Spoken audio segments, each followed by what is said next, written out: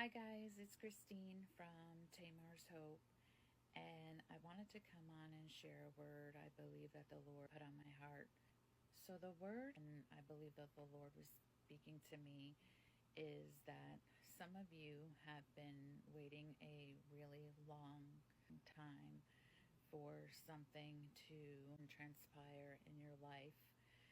And this is something that you have prayed about, and you have gone before the Lord. God is saying don't give up, and that your prayers will be answered, and don't quit before the miracle happens. God is saying that it is going to happen, and don't give up right before, and that He hears your prayer. He is listening, that the answer is on its way.